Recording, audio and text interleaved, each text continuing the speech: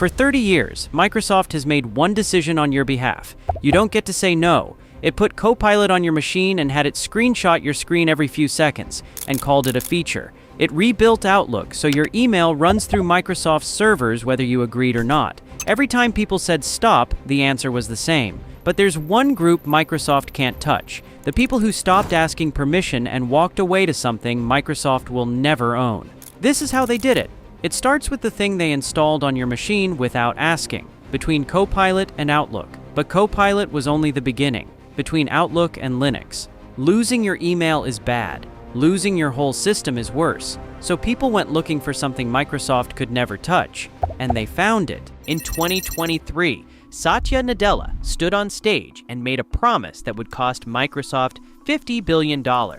He said Copilot would change how every human being uses a computer. He called it the most significant shift since the Start menu key in 1994. 2 years later, here's what that promise delivered: $50 billion burned on AI data centers, a 3.3% adoption rate across 450 million users, a government lawsuit in Australia for hiding cheaper plans, users literally ripping the Copilot key off their keyboards, and a paid subscriber market share that dropped 39% in 6 months from 18.8% to 11.5%, while ChatGPT and Google Gemini ate Microsoft alive. This isn't a story about AI innovation.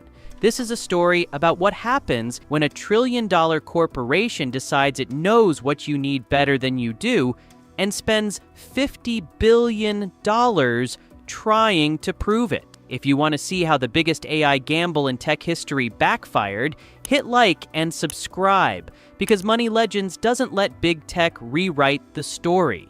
To understand how Microsoft fumbled this badly, you need to understand how untouchable they were. By 2023, Microsoft had something no other tech company on Earth could match: a captive audience of over 400 million people paying every single month for Microsoft 365. Word, Excel, PowerPoint, Outlook, Teams, the software that runs every office, every school, every government agency on the planet. Over 90% of Fortune 500 companies were locked into the ecosystem. Market dominance doesn't even begin to describe it. This was a monopoly wrapped in a subscription model, printing $60 billion in revenue per quarter. And then OpenAI happened. ChatGPT exploded onto the scene in November 2022, and suddenly every tech CEO on Earth needed an AI story to tell Wall Street. Microsoft had one advantage nobody else did. They'd already invested $11.8 billion into OpenAI. They had exclusive access to GPT. They had the distribution. They had the keyboards, literally. The plan was simple: take GPT, rebrand it as Copilot, inject it into every Microsoft product that exists, and charge $30 a month on top of the subscription people were already paying. In Satya Nadella's mind, this was going to be the fastest division in Microsoft history to hit $10 billion in revenue. But somewhere between the boardroom and reality, the plan went catastrophically wrong. And believe me, the betrayal goes deeper than you think. The Copilot rollout started fast. In early 2024, Microsoft did something it called the most significant change to the Windows keyboard in 30 years. They ordered every major laptop manufacturer, Dell, HP, Lenovo, Asus, Acer, to replace the right control key with a dedicated Copilot button. Not optional. Not a setting. A physical key, hardwired into every new Windows laptop sold in 2024 and beyond. Microsoft's own marketing team celebrated it like it was the invention of the mouse. Then came the software blitz. Copilot appeared in your Windows taskbar, in your Start menu, in Microsoft Edge, in Settings, in File Explorer, in Notepad, in Photos, in Word, Excel, PowerPoint, and Outlook. Every Windows 11 update added more Copilot entry points, more AI suggestions, more pop-ups asking if you wanted Copilot to help with things you never asked for help with. Opening a photo? Copilot asked if you wanted to enhance it. Writing a quick note? Copilot offered to write it for you. At the enterprise level, Microsoft launched Microsoft 365 Copilot at $30 per user per month on top of existing subscriptions. They rolled out GitHub Copilot for developers, Copilot for sales, Copilot for service, Copilot for finance. Every vertical, every product, every interface got its own Copilot. By the end of 2024, Microsoft's capital expenditures hit $14 billion in a single quarter, most of it on AI data centers. The company was all in, $80 billion committed for AI infrastructure by 2025. No tech company in history had ever bet this much on a single product category. And Microsoft was sure it was going to pay off. Because who could resist AI built right into the tools they already used? The backlash started with the keyboard. Users opened their new laptops, hit what they thought was the right control key, and Copilot launched instead. Power users who relied on keyboard shortcuts for decades lost a critical key to an AI chatbot they didn't want.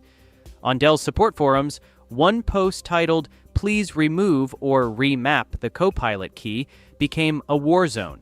Users described ripping the key off physically. 3 people returned their laptops over it. A blind user's entire accessibility workflow was destroyed because the right control key was gone.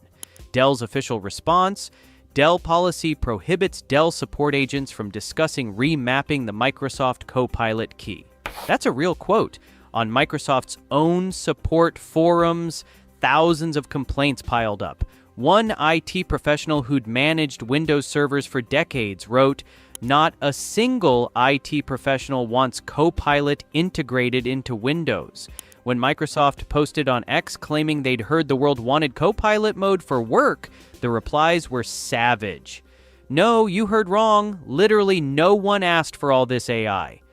"I find your detachment from reality disturbing."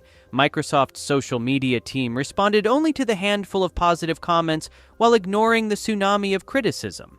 The numbers told the same story. The numbers don't lie. Copilot web visits went into steady decline starting mid-2024. Active users peaked at 36 million in February 2024, then dropped to 26 million by June. And here's the brutal one. After 2 years and billions in marketing, Microsoft 365 Copilot had just 8 million active licensed enterprise users by August 2025. That's a 1.8% conversion rate across 440 million subscribers. 1.8%. What they promised: the fastest division to reach $10 billion in revenue. What they delivered: an AI nobody wanted to use that was welded into software they couldn't avoid. If forcing AI onto keyboards and desktops wasn't enough, Microsoft went for the wallet. In January 2025, Microsoft integrated Copilot into every Microsoft 365 personal and family subscription worldwide. The catch? Your price went up. In the US, the family plan jumped from $99.99 to $129.99 per year, a 30% increase overnight. In Australia, personal plans went from $109 to $159 Australian dollars. And Microsoft gave users exactly 2 choices: accept the price hike with AI you didn't ask for, or cancel your subscription entirely.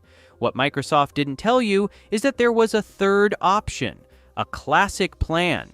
Same features, same price, no Copilot. They deliberately hid it. The only way to find it was to start the cancellation process, and only then, buried deep in the cancellation flow, would Microsoft reluctantly offer you the option to stay at your old price without AI. They never mentioned it in any email. They never showed it on their pricing page. They deleted the blog post that referenced it. Imagine Sarah, a freelance graphic designer in Melbourne. She opens her email on January 9th, 2025. Microsoft tells her the subscription she's had for 3 years is jumping by $50. She uses Word and OneDrive for client work. She doesn't need AI to draft her proposals. She doesn't want a chatbot analyzing her files.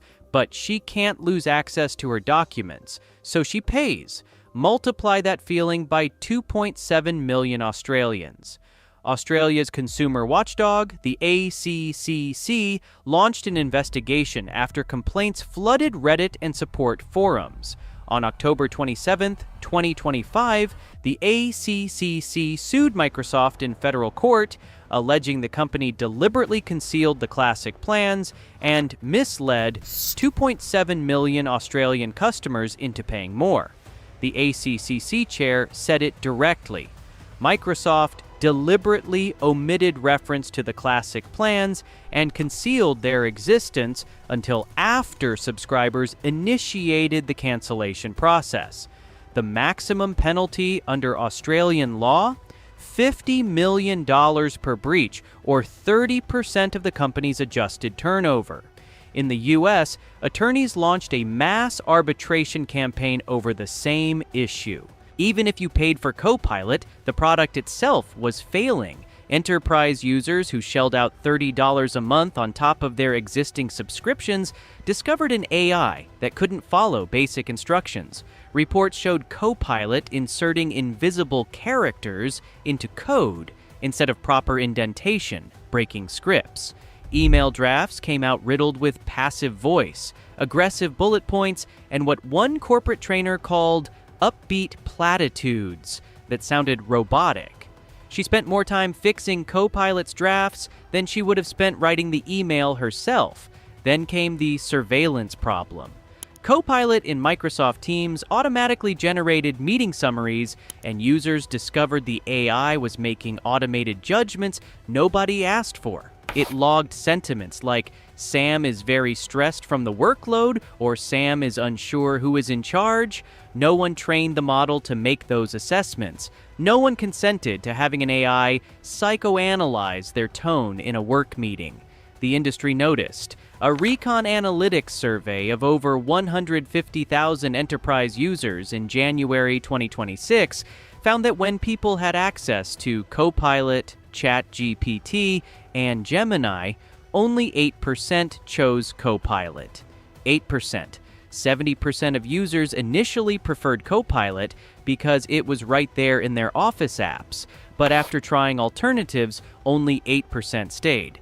Copilot's paid subscriber share plummeted from 18.8% to 11.5% between July 2025 and January 2026. Gemini overtook it in November, and SemiAnalysis published a line that captured the entire disaster.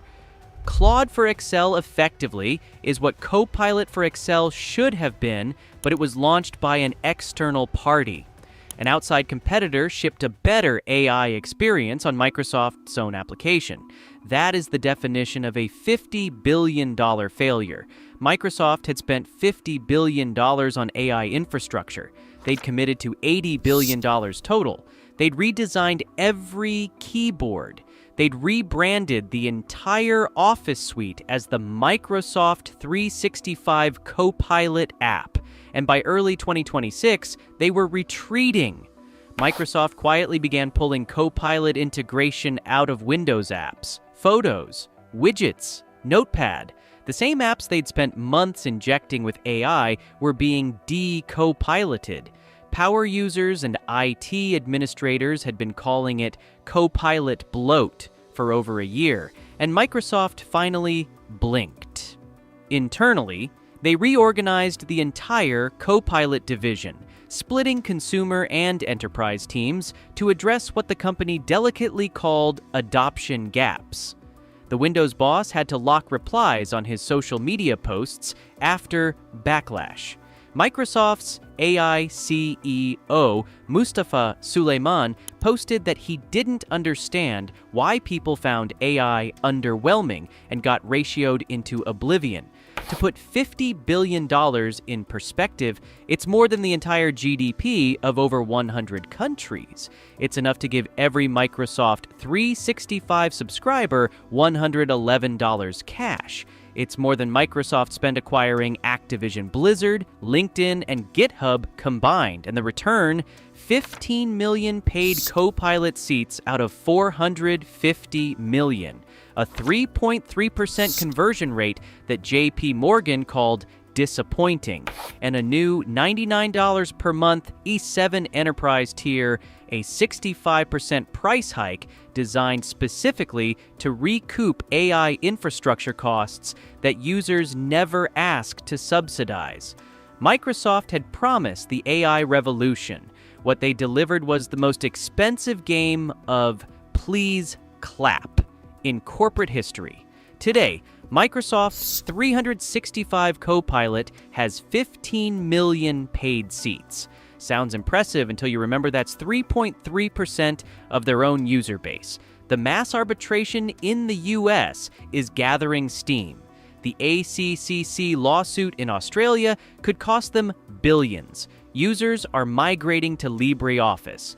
Third-party developers are building tools specifically to undo Microsoft's AI integrations. A program called No Copilot Key restores the right control key that Microsoft stole from your keyboard. 3 lessons nobody at Microsoft wanted to hear. First, users want AI tools that wait to be asked for help, not an assistant that hovers over them like a smug intern interfering with every task. Second, you can't charge people more for something they didn't ask for and then hide the option to say no. That's not innovation, that's a dark pattern. Third, distribution is not adoption. Having 450 million captive subscribers doesn't mean 450 million willing AI users. It just means 450 million people who have no choice but to use your software and now resent you for it. If you canceled your Microsoft 365 subscription, downgraded to Classic, or downloaded a tool to remap your Copilot key, you were right. For 27 years, one application ran the professional world. Not Google, not Apple. Microsoft Outlook, the email client that over 450 million commercial users opened every single morning. The tool that over 60% of Fortune 500 companies built their entire communication infrastructure around. The application that hospitals use to coordinate patient care, that law firms use to manage billion-dollar cases, that governments use to run countries. Outlook wasn't software, it was oxygen. Then Microsoft flipped a switch.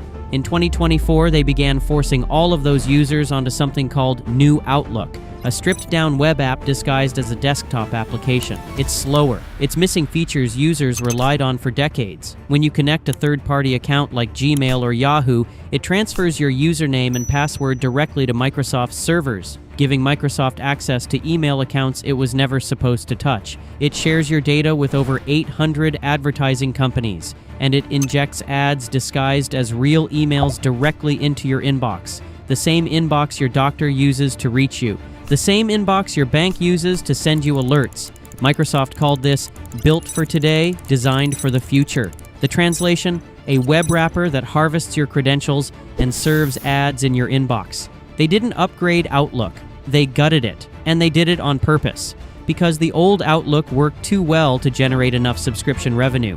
If you want to see how a $3.4 trillion company deliberately destroyed the most trusted email application in history to extract more money from the people who built its empire, subscribe right now, because this is the next chapter of the Microsoft arc, and it is the most personal betrayal yet. To understand how bad this betrayal is, you need to understand what Microsoft Outlook actually was at its peak.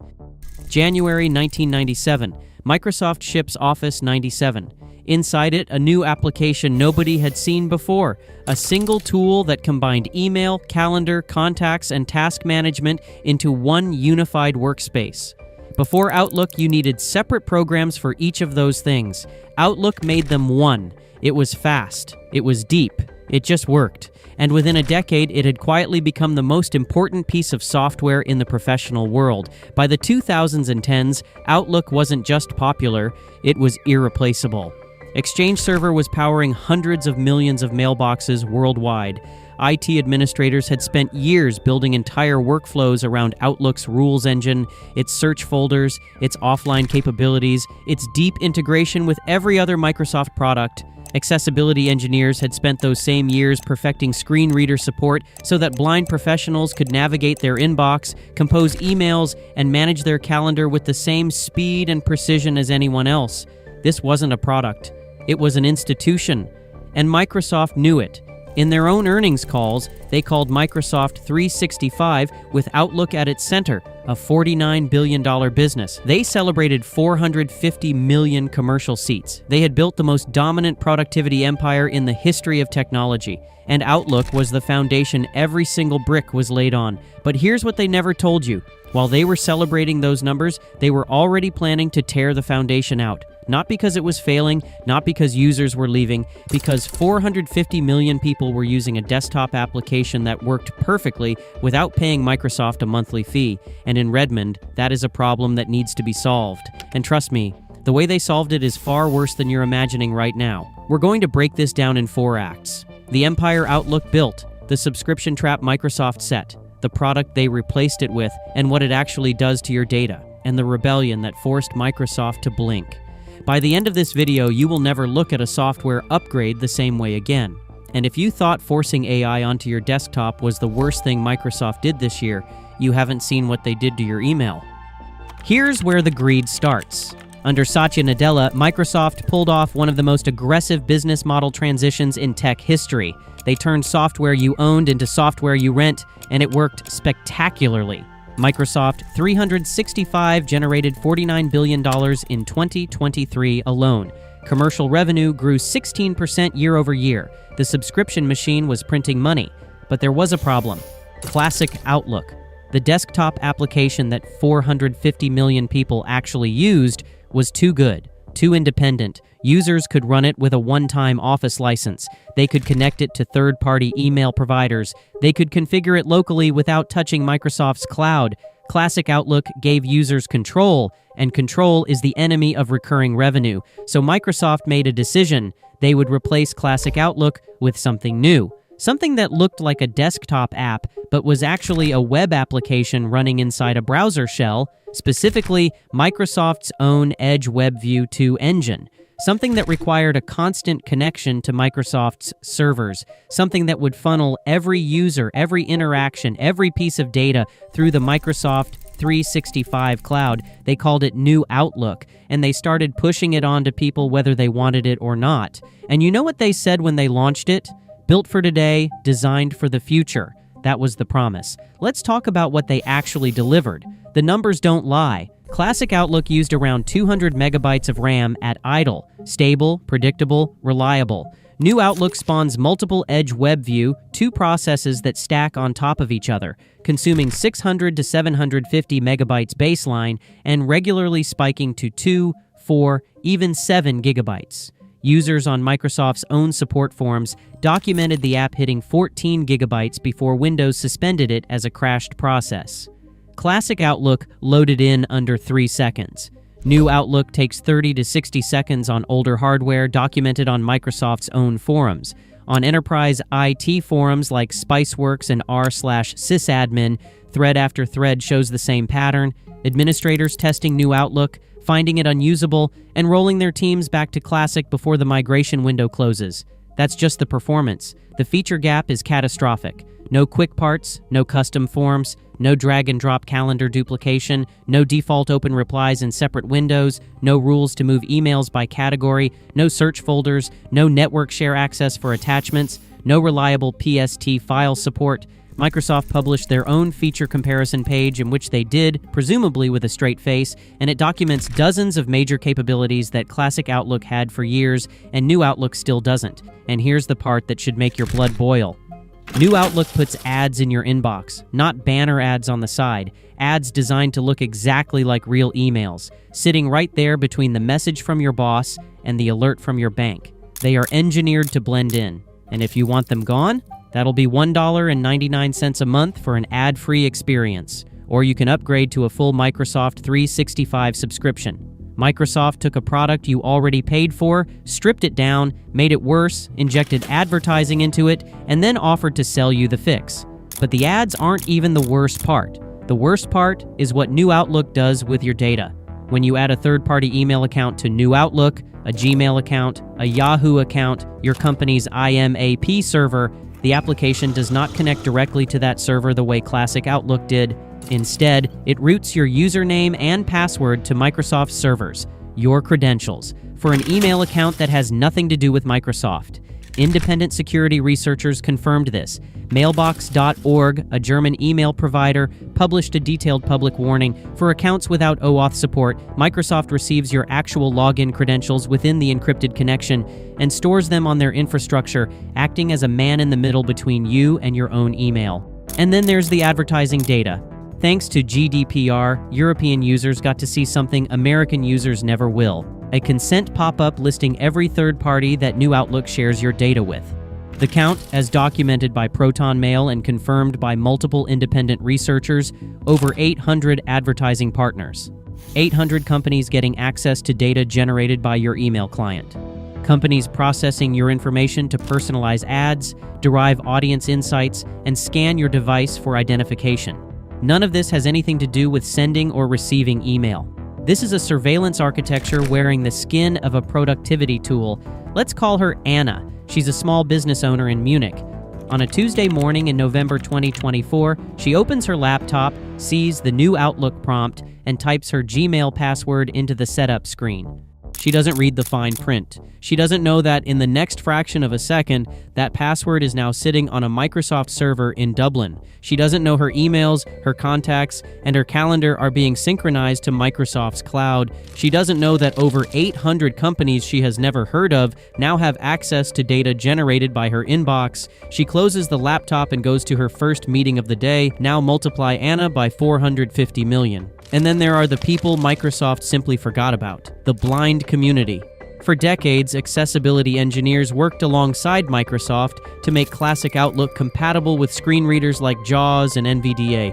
It took years of painstaking iteration, testing every dialog box, every menu, every keyboard shortcut, to make sure a blind professional could navigate their inbox, read emails, manage their calendar, and do their job with the same speed and dignity as everyone else.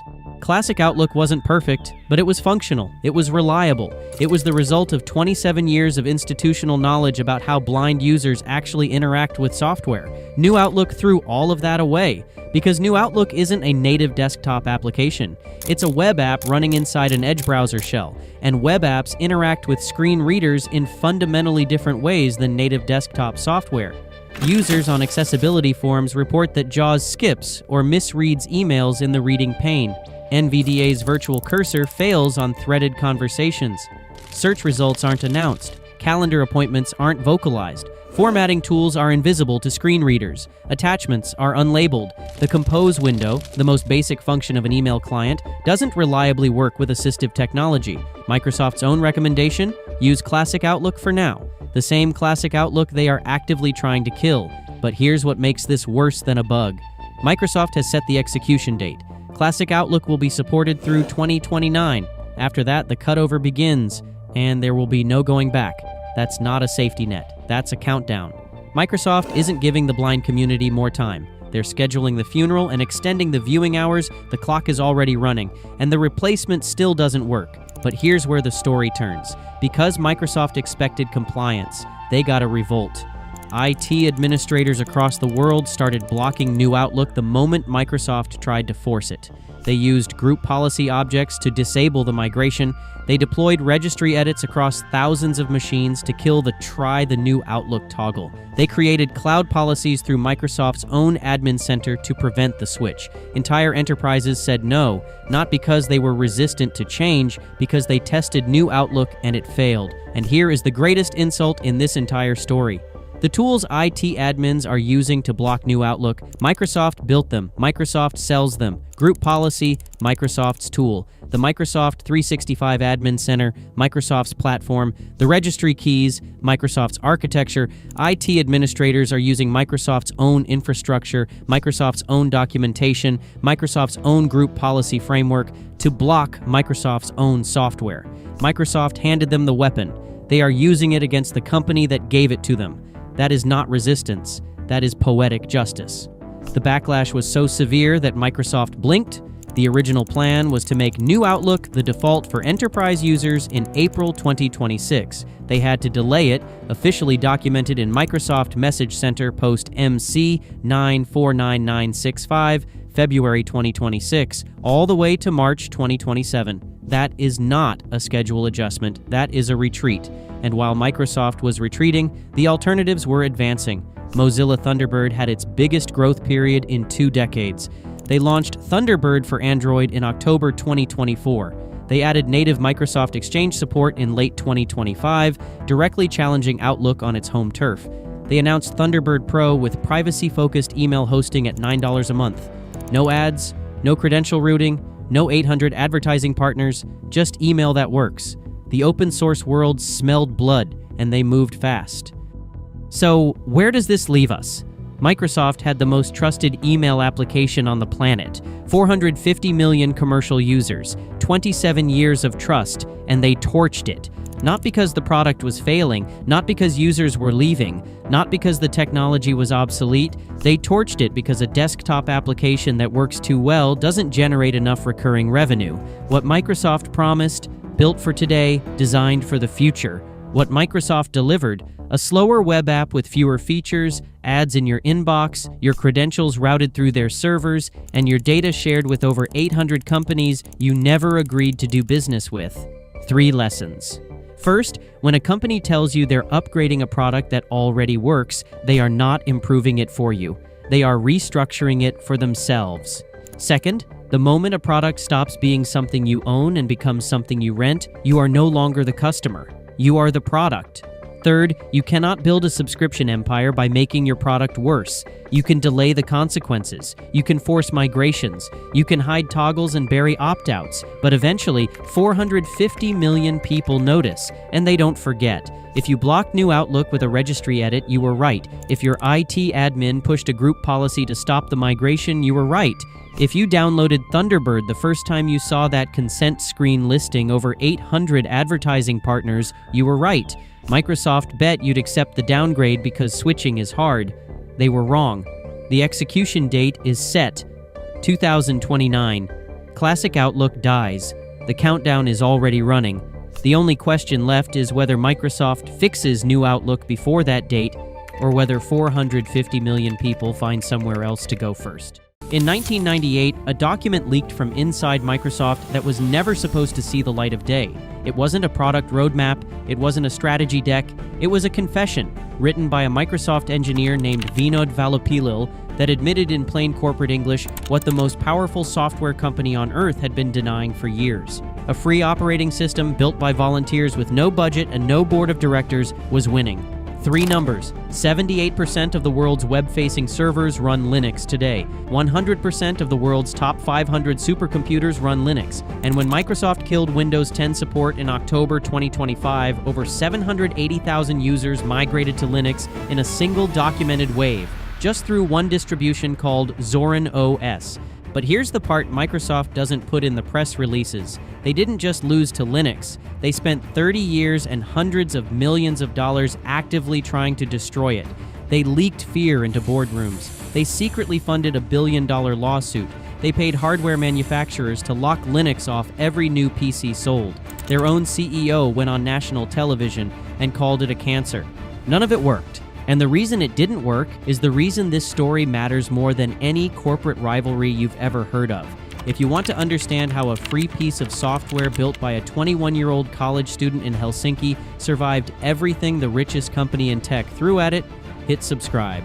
Because Money Legends doesn't let big tech rewrite the story. To understand why Microsoft was terrified, you have to go back to 1991.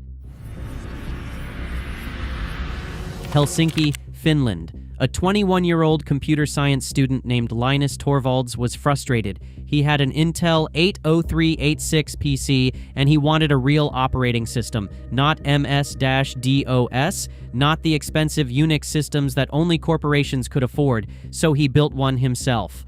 On August 25, 1991, he posted a message to a Usenet newsgroup that may be the most understated announcement in tech history. "I'm doing a free operating system," he wrote.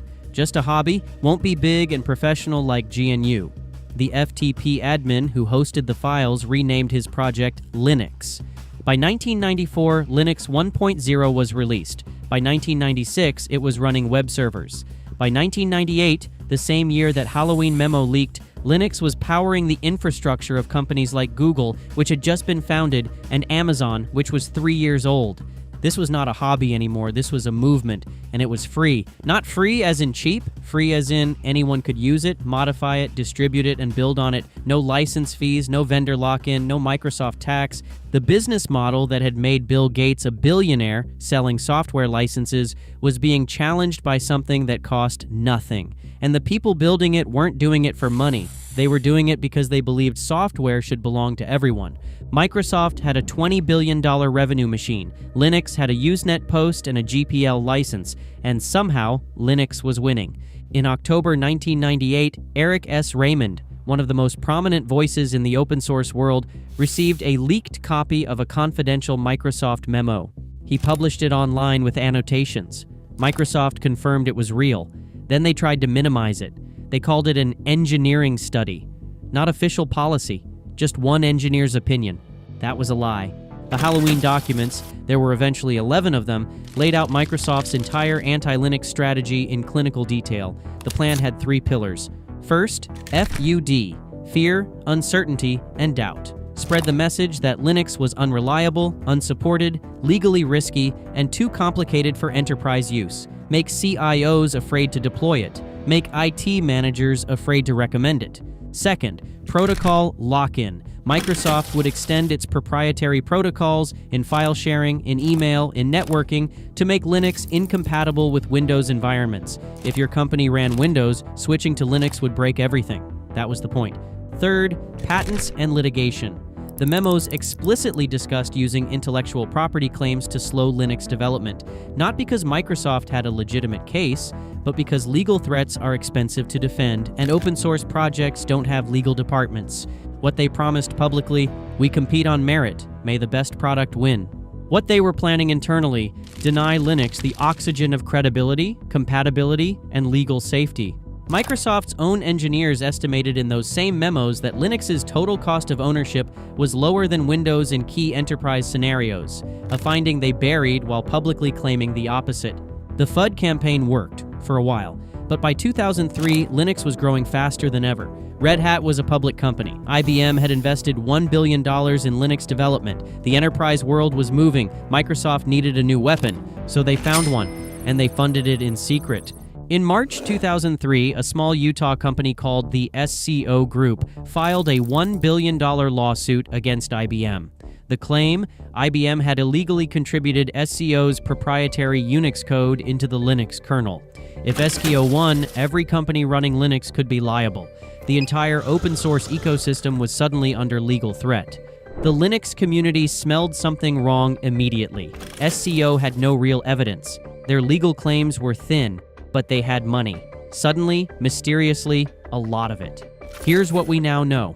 In 2003, Microsoft purchased a Unix license from SCO for $16.6 million, for patents SCO didn't actually own. Then, in October 2003, a venture firm called Baystar Capital invested $50 million in SCO to fund the IBM lawsuit.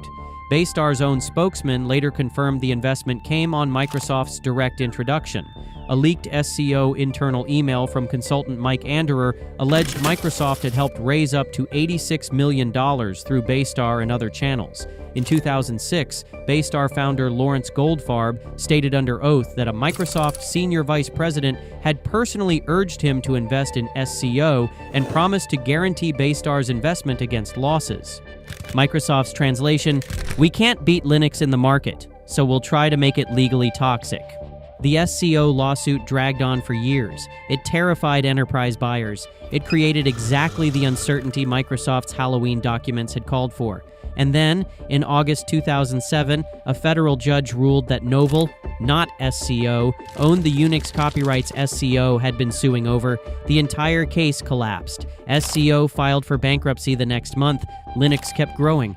While the lawyers were fighting, Microsoft's leadership was waging a public campaign. In 2000, Steve Ballmer compared the open source movement to communism. A year later, in June 2001, he sat down with the Chicago Sun-Times and delivered the line that would follow him for the rest of his career. He called Linux a cancer that attaches itself in an intellectual property sense to everything it touches. This wasn't a slip, this was strategy. Ballmer was the most powerful voice in enterprise software, and he was telling every CIO in America, Linux is legally dangerous. Linux is ideologically radical. Linux is not safe for your company. Imagine you're an IT director at a Fortune 500 company in 2002. You're considering Linux for your server infrastructure. You could save millions in licensing fees. Your engineers love it. But the CEO of Microsoft just called it a cancer on national television. Your board is nervous. Your legal team is nervous. You stick with Windows. Now multiply that fear by 10,000 companies. That was the plan. But Microsoft didn't stop there. They went after the hardware. Internal Microsoft documents revealed the company had pressured Acer, one of the world's largest PC manufacturers, to abandon plans to pre-install Linux on netbooks. Microsoft offered Acer discounted Windows licenses in exchange for keeping Linux off their machines. The numbers don't lie. In 2007, Linux had less than 1% desktop market share. Windows had 95%. Microsoft's OEM agreements covered over 90% of new PC sales. Linux was effectively locked out of the consumer market before users ever saw it. Here's the irony: Microsoft never saw coming. Every weapon they used against Linux made Linux stronger. The FUD campaign forced the open source community to document everything, build enterprise support structures, and create companies like Red Hat that could provide the corporate backing Microsoft said Linux lacked. The SCO lawsuit forced the Linux Foundation to create a legal defense fund and establish clear IP provenance for every line of kernel code. The hardware lockout pushed Linux developers to build better drivers, better compatibility, and eventually a gaming platform that would crack the consumer market wide open. In 2009, Microsoft contributed more than 20,000 lines of code to the Linux kernel. Hyper-V drivers submitted under the GPL. By 2011, they were one of the top 5 corporate contributors to Linux. Not because they wanted to, because their Azure cloud platform was growing and customers were choosing Linux. Read that again. The company that called Linux a cancer was building its most profitable new business on top of it. The trajectory was relentless. By 2016, a third of Azure virtual machines ran Linux. By 2017, 40%. By 2019, Linux surpassed Windows on Azure entirely. Today, 66% of all customer cores on Azure run Linux, a stat Microsoft itself publishes on its own blog. In 2016, Microsoft launched the Windows subsystem for Linux, putting a full Linux terminal inside Windows. In 2019, they upgraded to WSL2, running an actual Linux kernel inside Windows. That same year, Satya Nadella stood on stage and said, "Microsoft loves Linux." Steve Ballmer, the man who called Linux a cancer, recanted in 2016. "I now see open source as a force for good," he said. Microsoft spent 30 years trying to make Linux irrelevant. Instead, they made themselves dependent on it. October 14th, 2025. Microsoft ended support for Windows 10. Over 240 million PCs were suddenly running an unsupported operating system. Microsoft's solution: buy a new computer that meets Windows 11's hardware requirements, including a TPM 2.0 chip that hundreds of millions of existing machines don't have, or pay for extended security updates. The Linux community had been waiting for this moment for years. Zorin OS, a Linux distribution designed to look and feel like Windows, surpassed 1 million downloads in just 5 weeks. According to their telemetry, 78% of those downloads came from Windows devices. That's over 780,000 former Windows users migrating to a single Linux distribution. Steam's Linux gaming numbers hit 3.05% in October 2025, the highest ever recorded, and Linux desktop market share crossed 5% in the United States for the first time in history. These numbers sound small until you understand what they represent. Microsoft's entire 30-year strategy was built on one assumption: users will never leave Windows because they don't have a choice. The hardware is locked, the software is incompatible, the learning curve is too steep. Every single one of those barriers has been dismantled. Linux runs on the hardware Microsoft said it couldn't run on. It plays the games Microsoft said it couldn't play. It runs the software Microsoft said it couldn't run. And it costs exactly what it always cost: nothing. The war isn't over. But for the first time in 30 years, Microsoft is losing ground on the one battlefield they thought was permanently theirs. Here's where we are today. Linux runs 78% of the world's web-facing servers. It runs every Android phone, over 3 billion active devices. It runs 100% of the world's top 500 supercomputers. It runs the International Space Station. It runs the Large Hadron Collider. It runs the servers that deliver Microsoft's own cloud services. And it was built by volunteers. For free. Because they believed software should belong to everyone. Microsoft spent 30 years trying to kill it. They leaked FUD into boardrooms. They secretly funded lawsuits. They paid hardware manufacturers to lock it out of consumer PCs. They had the most powerful CEO in tech call it a cancer on national television. None of it worked. Because you can't kill an idea by attacking the people who believe in it. You only make them more committed. What 30 years of this war proved is something Microsoft still doesn't fully understand. Openness compounds. Every year, Microsoft doubled down on proprietary lock-in. Linux got more transparent, more trusted, more impossible to kill.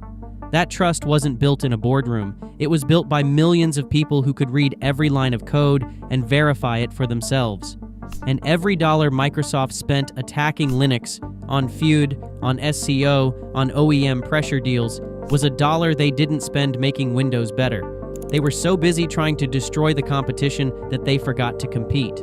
But the biggest lesson is simpler than all of that. You cannot own what people build together. Microsoft's entire empire was built on the idea that software is property. Linux proved it could be something else, a commons, something that belongs to everyone, and because it belongs to everyone, it can't be taken from anyone. If you ever switched to Linux, if you ever ran a web server on Ubuntu, if you ever used an Android phone, you were part of this. You were the reason 30 years of corporate warfare failed.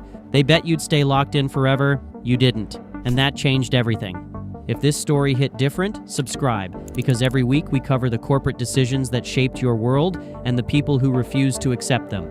Drop a comment. Do you think Linux will ever crack 10% desktop share? And watch this next, because the next story makes this one look small.